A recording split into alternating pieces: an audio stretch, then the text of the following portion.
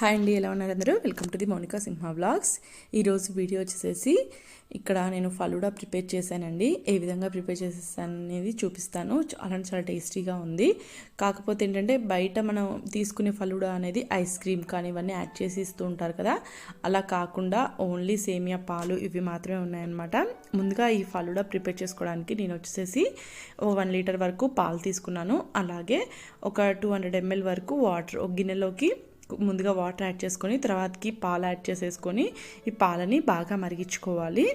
ఈ పాలు అనేది ముందుగా ఒక పొంగు వచ్చిన తర్వాత కొద్దిగా మరగాలండి. పాలు మరిగిన తర్వాత ఇక్కడ నేను ఈ ఫలూడా ప్రిపేర్ చేసుకోవడానికి ఇన్స్టెంట్ ఫలూడా చూసానండి నేను మార్కెట్లో. అది తెచ్చుకున్నాను అనమాట.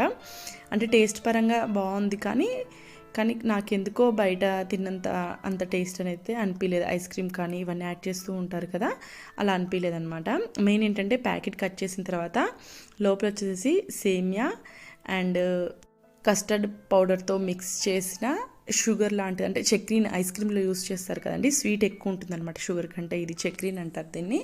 అది అండ్ జీడిపప్పు వచ్చేసి మొత్తం మీద ఒక 2 or 3 పీసెస్ మాత్రమే కనిపించాయి.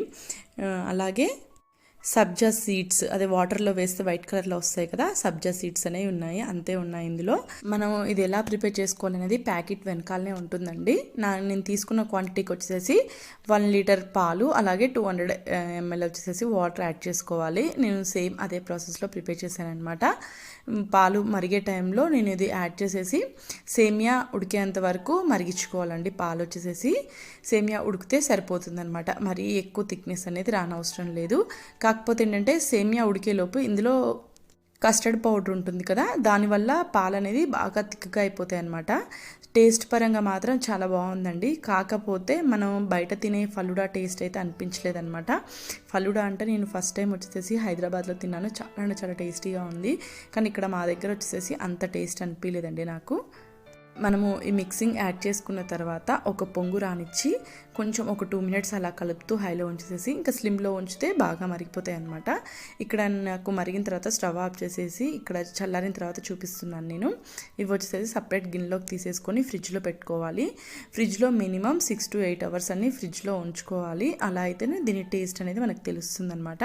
ఇక్కడ నేను సపరేట్ గిన్నెలోకి తీసేసుకొని ఫ్రిడ్జ్లో పెట్టుకున్నానండి. ఓవర్ నైట్ ఫ్రిడ్జ్లో పెట్టేసాను అనమాట. టేస్ట్ పరంగా మాత్రం బాగానే ఉంది, కానీ బయట తినే ఫలూడాతో మాత్రము ఇది పోల్చొద్దు, ఎందుకంటే ఆ టేస్ట్ అనిపించదు అనమాట. నార్మల్గా బయట బటర్ స్కాచ్ మిల్క్ షేక్స్ అవి దొరుకుతూ ఉంటాయి కదా, నాకు ఆ టేస్ట్ అనిపించింది.